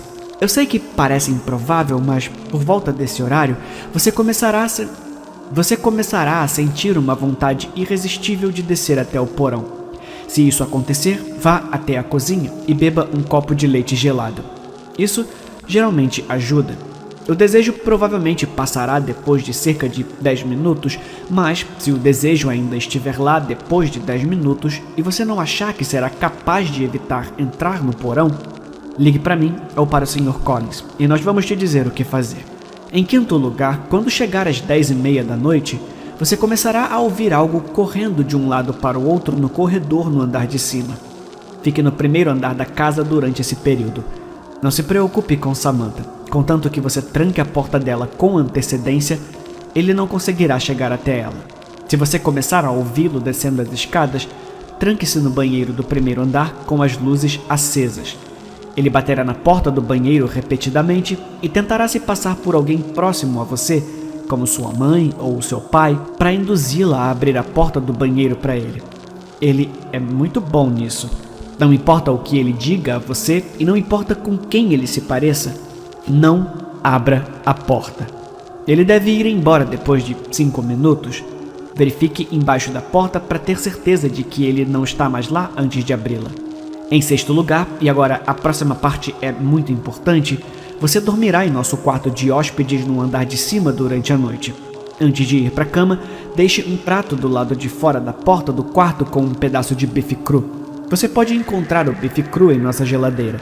E deixe um copo de leite ao lado do prato também. Num pedaço de papel, escreva as palavras Farkant Miri em tinta vermelha e deixe no prato junto com a carne crua. Além disso, em algum momento durante a noite, você pode acordar e perceber que há algo parado no canto do seu quarto. Evite olhar para a figura ao máximo que puder. Eu recomendo usar fones de ouvido para que você não acabe ouvindo ele por acidente. E é isso. Existem também algumas outras regras gerais que você deve seguir durante a noite, apenas para garantir que nada de ruim aconteça. A primeira regra é que se o telefone residencial tocar a qualquer momento durante a noite, não atenda. Não importa quanto tempo ou quão alto possa tocar. O Sr. Collins e eu ligaremos para o seu celular se precisarmos falar com você. A segunda regra é que se você sentir algo batendo em seu ombro a qualquer momento durante a noite, não se vire e espere pelo menos 30 segundos antes de se mover novamente. A terceira regra é não comer carne depois das 8. Eles podem ver isso como uma ameaça e provavelmente atacarão você. Obrigada mais uma vez, Annie. Se você tiver algum problema ou dúvida, sinta-se à vontade para ligar para mim ou para o meu marido a qualquer momento durante a noite. Se você ligar para nós e um homem com uma voz muito profunda atender o telefone, desligue imediatamente e tente nos ligar de novo. PS, durante toda a noite, você poderá ouvir um cachorro chorando em algum lugar dentro da casa. Nós não temos cachorro, então não vá procurá-lo. Eu não tinha percebido no que tinha me metido. Agora são 8h31. Enquanto escrevo isso, e os ruídos e rosnados começaram. Parece que eles estão vindo de todos os cômodos da casa. Achei que os gritos de Samantha de alguns minutos atrás seriam a pior parte. Mas agora posso ouvir seus rosnados abafados lá de cima e posso garantir que isso é pior. Isso é muito pior.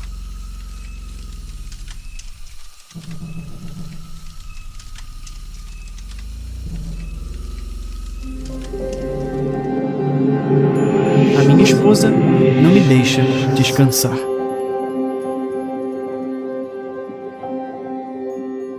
Eu não consegui dormir depois que minha esposa morreu. Todas as noites, eu era atormentado por visões de seus momentos finais. Tentei me livrar das coisas dela. Foi bom ver todos aqueles sacos de lixo alinhados na calçada, mas remover as evidências de sua presença não ajudou. Eu a via em todos os lugares e ainda não conseguia dormir à noite. Talvez ela não me deixasse descansar, porque ela não conseguia descansar, o meu cérebro raciocinou. Talvez houvesse algo errado com o seu local de descanso. Enchi uma mochila enorme com as peças que ainda estavam no freezer e as arrastei para a floresta atrás de nossa casa. Quando cheguei ao topo da colina, com a vista panorâmica que ela gostava, cavei um buraco e os enterrei. Certamente, isso vai deixá-la feliz, murmurei para mim mesmo enquanto descia. Subi na cama naquela noite às 9, animado para descansar. Mas assim que fechei os olhos, vi o carpete manchado, sem falar nos tufos de cabelo pendurados no meu martelo. Não consegui mais ficar em casa. Afinal, quanto tempo uma pessoa consegue ficar sem dormir? Eu tive que me mudar. E eu não poderia vender o lugar. Quem sabe o que um inspetor poderia encontrar? A minha mente passou por diferentes cenários antes de decidir por um incêndio acidental. Isso tornaria ela um fantasma sem lugar para assombrar. A solução me deixou aliviado. Enquanto observava as chamas subirem cada vez mais, rezei silenciosamente por um cheque de seguro gordo. Naquela noite, me hospedei em um quarto de motel decadente na estrada. Eu não poderia ter me importado menos com as luzes bruxuleantes ou com o leve aroma de cigarros. Nem mesmo os lençóis sujos me dissuadiram. Finalmente, eu iria dormir um pouco. Poucos minutos depois, ouvi a chave na fechadura. "Olá, querida", ela disse da porta. Sua bela pele azedou em um amarelo doentio e uma mancha de sangue pendia de sua órbita ocular. Quando ela puxou os lençóis e se sentou ao meu lado, notei que suas unhas estavam pretas e quebradas, provavelmente por arranhar o chão. Eu não esperava você por aqui, murmurei. Acho que a casa também não significava muito para ela.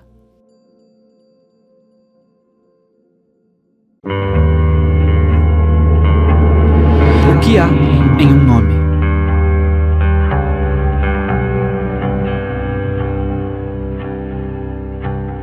O que você está fazendo? Perguntei ao homem de terno. Eu o estava observando do parquinho antes de decidir me aproximar do banco em que ele estava sentado. Eu sei que não deveria falar com estranhos e normalmente não faria algo assim, mas o homem parecia precisar de ajuda. Ele não tinha uma aparência assustadora, nem fazia nada estranho. Ele parecia confuso, e eu queria tentar ajudá-lo. Hã? O homem voltou sua atenção para mim. Você tá bem? Eu perguntei. Você perdeu alguma coisa? Enquanto eu o observava, vi-o verificar todos os bolsos como se estivesse procurando por algo. Você perdeu alguma coisa? Eu posso te ajudar a procurar, se você me disser o que é. Ofereci. Eu agradeço a oferta, jovem, ele respondeu, mas eu não tenho certeza se você pode me ajudar a encontrar o que eu perdi. Eu posso tentar, insisti. Tudo bem então, ele sorriu. Suponho que não há mal nenhum em deixar você tentar. O que você perdeu? Eu sou bom em encontrar coisas. Eu estava ansioso para começar a procurar e comecei a pensar que talvez o homem me recompensasse se eu encontrasse o que quer que ele tivesse perdido. Eu perdi o meu nome, ele disse. Eu não consigo me lembrar quem eu sou. Achei que poderia ter algum tipo de identificação comigo, mas todos os meus bolsos estão vazios. Eu disse, sem saber mais o que dizer. Eu não tinha ideia de quem era o cara ou de onde ele veio, então não havia como ajudar a descobrir quem ele era. Eu tenho uma ideia, disse o homem. Talvez, se você me desse seu nome, isso pudesse ajudar a liberar algo em minha mente e me ajudaria a lembrar quem eu sou. Ele bateu o dedo indicador na lateral da cabeça. Bom, eu sou Félix, eu disse. Você tem sobrenome, Félix? Fuller, respondi. Félix Fuller. O homem declarou meu nome completo. Eu gosto. Acho que combina comigo. Obrigado por me dar seu nome. Quando ele terminou de falar, ele se levantou e começou a se afastar. Ei! Meu amigo Carlos gritou atrás de mim. Eu me virei e o encontrei olhando para mim com uma expressão estranha no rosto. O que foi? O que tem de errado? Eu perguntei a ele. Eu não consigo lembrar o seu nome, ele disse. O meu nome... Meu nome... Eu tentei pensar no meu nome, mas não conseguia lembrar qual era. Olhei de volta para o homem com quem estava conversando. Lembrei-me dele dizendo que seu nome era Félix, mas não conseguia me lembrar de mais nada do que conversamos. Com licença, senhor, eu disse ao homem. Por acaso você sabe o meu nome? Sinto muito, eu não sei. Desculpou-se o homem chamado Félix. Eu lembro de você me dando alguma coisa, mas não consigo me lembrar o que era.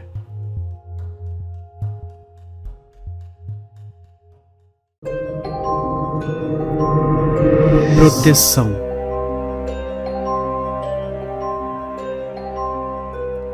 Foi uma guerra longa e prolongada. Séculos de guerra contra a força indomável dos seres de fora do mundo causaram rápidos avanços tecnológicos na Terra. Os automóveis foram trocados por hovercrafts sem atrito, armas balísticas por sistemas de propulsão energética e propriedades rurais tranquilas por domicílios surpreendentemente grandes que se estendiam pela atmosfera, abrigando centenas de milhares de pessoas em apenas um quarteirão, a quilômetros de altura. Em vez de viver por coisas como o amor, a paz e a família, a sociedade lutava pela sua vida contra um oponente hercúleo vindo das estrelas. As pessoas da Terra detectaram a força invasora cerca de 20 anos antes de chegarem e fortificaram tudo o que puderam. As forças da Terra estabeleceram bases militares tripuladas por inteligências artificiais em outros planetas do Sistema Solar. Eles criaram mecanismos de defesa que poderiam destruir uma nave de transporte inteira do outro mundo. e então usar os destroços para construir mais máquinas para lutar contra eles. A força invasora detinha um poder terrível. Eles pareciam não ter medo da morte, nem necessidade de lamentar seus parentes que haviam sido incinerados diante de seus olhos. Eles simplesmente continuaram vindo. Continuaram e continuaram. Aqueles que foram capturados não falavam, e mesmo quando torturados, simplesmente imploravam pela morte até que ela fosse dada. E eles tinham força em números. Embora 100 pudessem ser mortos, outros 1000 poderiam nascer na nave-mãe em apenas 1 hora. Tudo o que eles precisavam era de energia. Cada vez que capturavam outra base, eles não a tripulavam, apenas a convertiam em energia na nave-mãe. Eles usariam qualquer coisa: asteroides, ônibus espaciais, pessoas. Eles converteram tudo, e dessa energia vieram mais deles. As pessoas da Terra lutaram contra os opressores, mas ficaram presas no seu sistema solar. Eles não tinham acesso à energia de outros sóis, nem forma de renovar os seus recursos, e assim as duas forças lutaram, travando uma batalha ao longo de várias centenas de anos. Mas com o passar do tempo, as coisas tornaram-se cada vez mais sombrias para a Terra. Lentamente, mas com segurança, a Terra cedeu terreno. Quando Marte foi tomado, as pessoas da Terra estavam ficando desesperadas, procurando por qualquer resposta, qualquer realização engenhosa que pudesse salvá-los. Muitas coisas foram tentadas e muitas coisas falharam. Eles estavam perdendo essa luta. No dia em que a nave-mãe pousou no Capitólio, todos esperavam ansiosamente, esperando que o líder conseguisse chegar a algum acordo, esperando por algo diferente da extinção, qualquer coisa além de um planeta inteiro sendo extinto. A transmissão de todas as lideranças do mundo estava ao vivo, em todo o planeta. Todos observaram enquanto uma força de invasores entrava sem resistência nos prédios de liderança de cada país, inclusive no Salão Oval. Todos assistiram a rainha de fora do mundo entrar em uma sala vazia. O que o mundo não viu na transmissão ao vivo, a milhares de quilômetros de distância, foi onde o presidente americano estava terminando os símbolos geométricos que desenhou por toda a sala, onde ele estava derramando o sangue fresco no labirinto raso escavado no chão. Nem todos viram o poço cavernoso aberto como a boca de algum gigante subterrâneo. O mundo não o viu olhar com saudade para a foto de sua família, antes de colocá-la na beira do poço, antes de entoar as palavras antigas e se lançar no poço. Ninguém ouviu o baque surdo de seu corpo, pois foi pego por uma mão grande e fria, do tamanho de um campo de futebol. O que todos viram, estivessem ou não assistindo a uma transmissão, foi o que aconteceu quando o antigo acordou. Eles viram as leis do espaço e do tempo quebrarem. Eles viram as distorções da realidade. Eles viam os arranha-céus e as cidades curvados sobre si mesmos, esmagados pelo próprio peso. Eles viram e sentiram todas as estações espaciais e aviões sendo inevitavelmente puxados para a Terra. Eles ouviram os gritos dos perdidos, daqueles que já haviam enfrentado essa força terrível antes. Eles se sentiram jogados em um ciclo infinito de serem dilacerados costura por costura e depois reunidos de maneira errada. Pela primeira vez, os de fora do mundo sentiram medo. Eles se tornaram o medo. Eles não eram desejados aqui e sabiam disso. Eles se sentiram derretidos, derretendo em uma dor sem fim. Eles se sentiram brilhando com uma fragilidade imóvel, sabendo que um único toque os quebraria. Eles viram sua rainha descascar como uma laranja e depois observaram suas entranhas se decomporem como frutas velhas no escuro, em questão de segundos. Tudo pulsava. As colinas rolavam umas sobre as outras como ondas, enquanto os prédios se dobravam uns contra os outros, esmagando tudo e todos lá dentro. Depois que tudo que o antigo considerava antinatural desapareceu e foi enterrado sob as montanhas, era hora de crescer. As árvores surgiram descontroladamente, cobrindo as colinas. A grama crescia como fogo nos aviões, e flores e era cobriam tudo num instante, acariciando as encostas. Em algum lugar havia sobreviventes. As pessoas conseguiram e sobreviveriam. Eles iriam repovoar, como fizeram antes. Então, essa não foi a primeira vez que o Antigo teve que proteger as pessoas da Terra, e não seria a última. Com seu trabalho concluído mais uma vez, ele afundou de volta nas profundezas da Terra e descansou os olhos. Ele dormiria aqui até que fosse necessário novamente.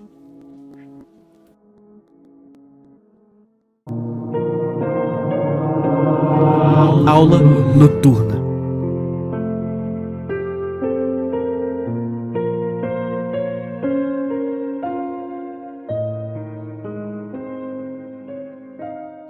Todas as noites, depois que sua mãe ia para a cama, Stuart roubava um punhado de cigarros da bolsa dela.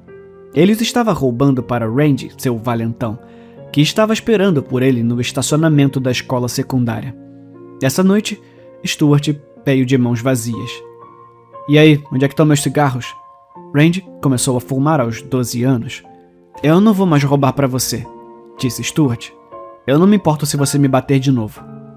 Eu não vou bater em você, disse Randy, enfiando a mão no bolso. Eu vou te matar. Randy sacou seu canivete.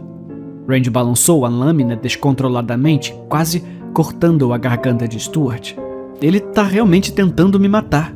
Stuart pensou e correu o mais rápido que pôde. Volta aqui! Gritou Randy. Eu vou estripar você! Stuart correu pela escola procurando alguém para salvá-lo e, ao virar a esquina, viu uma luz saindo de uma das janelas. Ele bateu na janela, rezando para que alguém lá dentro o ouvisse. Socorro! Gritou Stuart. Ele vai me matar! Num instante, a janela se abriu e alguém levantou Stuart do chão e o colocou na sala de aula antes de fechar a janela e baixar as persianas. Você me salvou. Stuart fez uma pausa. Diante dele estava a mulher mais linda que ele já tinha visto, vestida de roxo da cabeça aos pés. Ela também não era a única na sala de aula. Sentados educadamente em suas carteiras, estavam os alunos mais estranhos que Stuart já vira. Alguns pareciam normais, mas os outros eram bizarros. Um menino na frente da turma tinha um olho gigante no meio da testa. Outro estava totalmente coberto de bandagens. Uma jovem sentada perto da porta tinha olhos amarelos e escamas de réptil. Que é isso? Onde é que eu tô? Stuart perguntou para quem ele presumia ser a professora. Esta é a aula noturna. Essa aula é para alunos que são... Ela fez uma pausa. Bem, diferentes. Sua voz era calorosa e convidativa. Eu os ensino aqui para que não sofram bullying. Stuart pensou em todas as vezes que Randy o intimidou. Isso deve ser legal. Eu sou a senhorita Violet. Ela fez uma reverência em seu vestido roxo com babados. E você é? Antes que Stuart pudesse responder, a porta da sala de aula se abriu. Encontrei você, gritou Randy. Como ele entrou aqui? Quando Randy viu a aula noturna, ele trocou a faca pelo telefone e começou a gravar. Meu Deus, olha essas aberrações! Sinto muito, disse a senhorita Violet. Mas não permitimos telefones nas aulas. Ela olhou para a garota com escamas. Lizzie, você se importaria? A língua da garota lagarto atravessou a sala de aula e grudou no telefone de Randy. Quando ela puxou a língua de volta, o telefone de Randy veio junto, assim como a pele que cobria sua mão. Randy gritou, segurando o pulso. Meu Deus, você arrancou minha mão! Alguém me ajuda! Por que se preocupar? Disse a senhorita Violet. Você não ia sair daqui de qualquer maneira. Finalmente, Randy conseguiu o que merecia. Stuart sorriu. A senhorita Violet colocou a mão no ombro de Stuart. Infelizmente, agora que você nos viu, ela disse, também não podemos deixar você sair.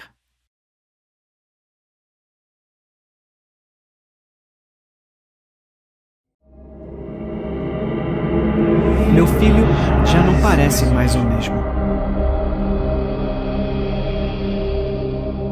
A minha esposa é cirurgiã plástica há 6 anos.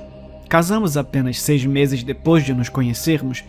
Ela brincava que só se casou comigo por causa das minhas características perfeitas. Nenhum bom cirurgião plástico jamais tocaria no seu rosto. Ela dizia: "Foi por isso que me casei com você.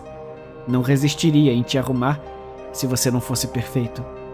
Mesmo em nossas fases iniciais de namoro, minha esposa sempre mencionava como nosso filho seria bonito. Eu tinha que admitir, ela também era incrivelmente bonita, não podia discordar. Mas ainda assim, era tudo com o que ela se importava. Nosso bebê chegou vários meses depois de nos casarmos. Eu nunca vou esquecer a expressão no rosto da minha esposa quando segurou Jaden nos braços pela primeira vez.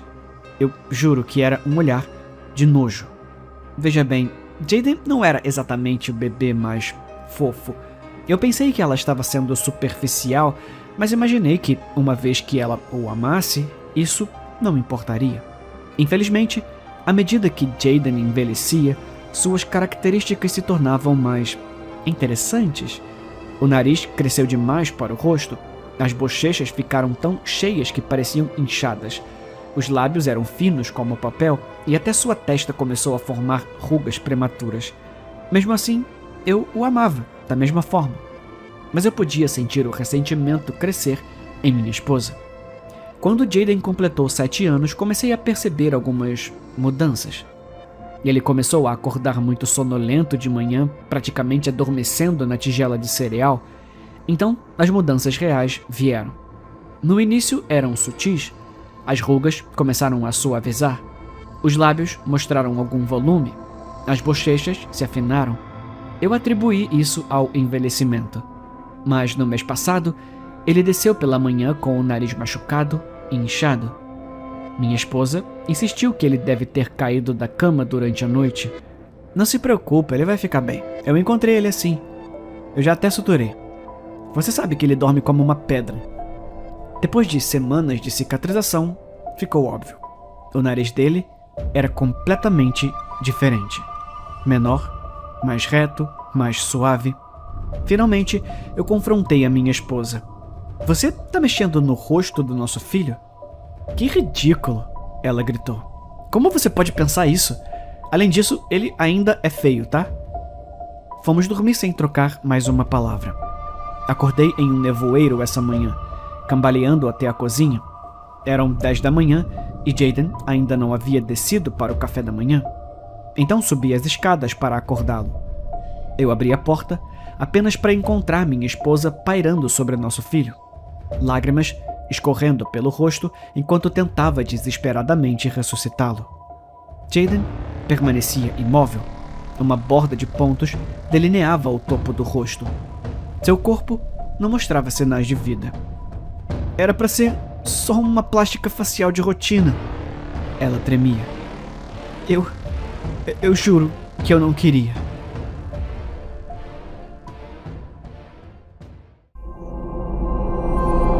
Como salvar a humanidade?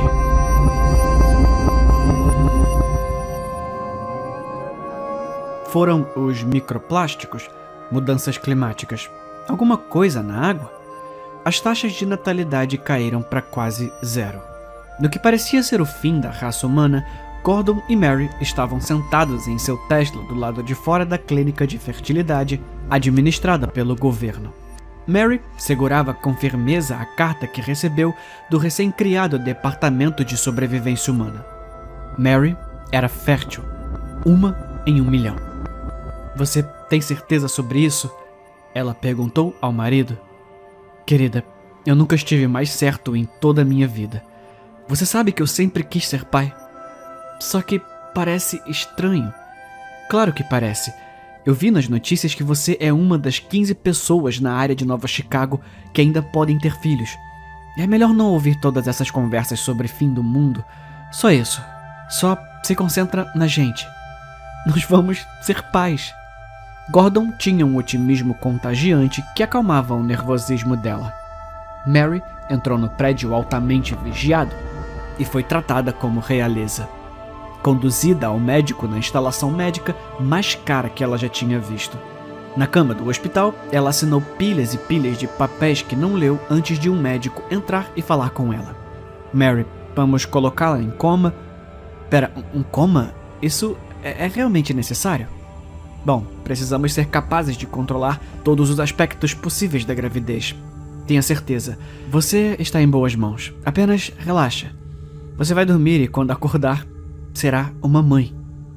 O médico injetou algo na veia de Mary e as luzes se apagaram. As luzes brilhantes. Já haviam se passado 9 meses. Mary estava sonolenta. Tentou focar os olhos. O nariz coçava por causa dos tubos em seu rosto. Ela se lembrou de onde estava. Seria um menino? Uma menina? Diante dela estava seu marido e várias enfermeiras. Todos sorrindo. Havia homens estranhos em ternos pretos que ela nunca tinha visto antes. Eles tinham taças de champanhe. Então o médico entrou na sala sob aplausos. Discurso! Discurso! Gritou a multidão. Senhores, senhoras, salvamos a raça humana. Mary tentou coçar a ponta do nariz. A coceira permaneceu. Ela olhou para baixo e viu que seus braços haviam sido amputados logo abaixo dos ombros. Pensou em pular e correr. Também foram removidas logo abaixo dos quadris. Gaze cobria seu estômago, mas ela podia sentir as cicatrizes cirúrgicas que assolavam o seu torso. Com algumas modificações mínimas em Mary e na equipe de médicos aqui, conseguimos gestar com sucesso 12 bebês saudáveis de uma vez. O experimento foi um sucesso retumbante. A multidão aplaudiu novamente. Como vamos chamá-los? Brincou seu marido para a multidão rindo. Socorro! Gritou Mary. Me ajuda, por favor. O médico veio até ela. Mary, eu preciso que você se acalme. O que você fez comigo? A agitação é ruim para alguém no seu estado. Não, eu não queria isso. Me tira daqui, por favor. Você não pode sair. Você já foi aprovada para a próxima fase.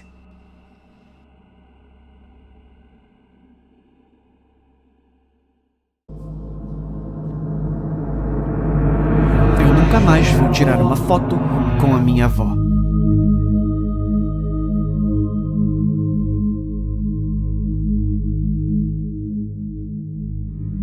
Eu odeio tirar essas fotos de família. Meus pais sabiam disso, e ainda assim, lá estava eu, sentado sozinho em um banquinho, bem ao lado da minha avó, imóvel, encarando fixamente a lente da câmera do fotógrafo. Para a ocasião, ela estava vestida com um vestido vermelho bonito, de aparência tradicional. Seu penteado estava impecável, apesar do aspecto seco e opaco de seu cabelo grisalho. Surpreendentemente, ela nunca parecera tão apresentável, o que é irônico, considerando por que estávamos tirando essa foto em primeiro lugar. Ela segurava um livro grosso, de aparência antiga em suas mãos, que descansava em suas pernas. O livro favorito dela, a minha mãe me disse. Eu estava curioso sobre esse livro, que ela nunca mencionara antes, mas nem mesmo tinha um título na capa. Enquanto o fotógrafo contratado para a ocasião fazia os preparativos finais, eu me remexia no meu banquinho, impaciente para que aquilo acabasse. O perfume da minha avó era insuportável, como se uma garrafa inteira tivesse sido despejada sobre ela para mascarar o cheiro da velhice que normalmente emanava dela. Finalmente, o fotógrafo se instalou atrás de sua câmera. Ele começou a contar de trás para frente a partir do 5. 5. Eu virei meu olhar uma última vez para minha avó, para ter certeza de que ela não tinha se curvado. 4. Justo quando eu estava prestes a desviar o olhar, um raio de sol entrou pela janela e iluminou a capa do livro em suas pernas. Ela assumiu uma cor estranha, laranja claro com manchas rosadas. 3. Em estilo gótico, o título Necronomicon apareceu à luz do sol poente. 2. De repente, os pelos do meu pescoço se arrepiaram. Eu olhei para cima e vi minha avó ainda em pé, olhando para mim de soslaio. 1. O fotógrafo fechou os olhos antes de acionar o flash em sua mão. Minha avó se virou para mim com um gesto ágil e me encarou com os olhos que não eram dela. Olhos impregnados de uma escuridão desumana. Olhos que pareciam procurar uma entrada, uma abertura dentro da minha própria alma. Um instante antes da foto ser tirada, eu soltei o grito mais profundo de medo que já saiu da minha boca. E no momento seguinte, eu desmaiei no chão. Acordei em uma cama, com meus pais ao meu lado. Eles me disseram que eu não precisava voltar, felizmente, e que poderíamos sair assim que eu me recuperasse do choque. Eu não sei se imaginei ela se mexendo, eu não sei se imaginei o olhar nos olhos dela, mas uma coisa é certa. Sinceramente, espero que tirar fotos post-mortem com membros falecidos da família saia de moda.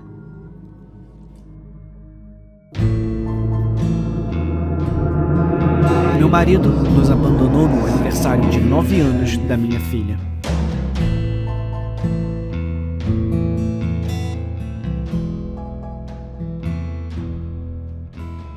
Então, meu marido era, ainda parece estranho dizer isso, o favorito da minha filha. Desde que ela conseguia engatinhar, ela o seguia como um cachorro ansioso. Mesmo que ele estivesse apenas esculpindo peças para um de seus modelos bobos de avião. Tentei moldar Lily como uma miniatura de mim. Antes que ela pudesse falar, já tínhamos assistido a coleção completa da Disney 6 vezes, e eu colocava esses álbuns de grandes sucessos das princesas em repetição, na esperança de que ela se tornasse uma devota fanática. Mas, à medida que ela crescia, sempre que Peter viajava a trabalho, ela se recusava a dormir, até que ele lesse uma história para ela pelo telefone. E toda vez que eu era a única que podia ir aos jogos de hóquei dela, ela chorava copiosamente. Ah, sim, e ela sempre se encolhia no sofá com ele. Nunca comigo. Não havia nada que eu pudesse fazer em relação a isso, então aprendi a conviver com o fato de ser a segunda opção no coração da minha filha. Mas então, Peter e eu começamos a discutir. Uma pergunta simples como "Você lembrou de pegar leite?" se transformava em uma briga sobre nossas finanças. Tentamos terapia e encontros semanais e escapadas românticas. Nada funcionou. No final, concordamos em deixar a nossa relação em espera até depois do 9º aniversário de Lily, pelo bem dela. Eu disse a ela que poderíamos ir a qualquer lugar para comemorar, incluindo a Disney. Ela disse que queria voar aviões com o papai. Ele tinha prometido a ela um novo alguma coisa, que eles estavam ansiosos para experimentar. Da beira do campo, os observei manobrar o drone. Havia um rio nas proximidades e lembro-me de pensar que, se me jogasse, ninguém teria notado. De volta para casa, Peter colocou Lily na cama antes de desaparecer em seu escritório. Eu o encontrei curvado sobre outro modelo, esculpindo as peças. Ele apagou a luz, girou na cadeira e disse que queria o divórcio. Com as celebrações feitas, ele não via sentido em continuar a farsa. Eu fiquei devastada. Não porque estava perdendo ele, mas por causa do que isso significava para o meu relacionamento com Lily.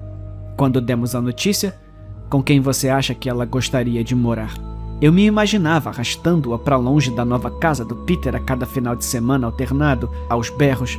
Reagindo por puro instinto, minha mão avançou, agarrando a faca de modelagem da mão de Peter. O resto é tudo um borrão. Lily ficou arrasada com o desaparecimento do pai? Claro, e às vezes penso que ela nunca superaria essas questões de abandono, mas aos poucos ela começou a se aproximar, até que, eventualmente, numa noite, ela desceu as escadas envolta em um cobertor, as bochechas molhadas de lágrimas, e perguntou o que eu estava assistindo. Eu disse Aladdin. Então, perguntei se ela queria se juntar a mim. Ela se acomodou no sofá, aninhada contra o meu ombro, e enquanto eu a beijava na testa, senti um calor interno, porque eu sabia que não precisava mais me conformar em ser a segunda favorita.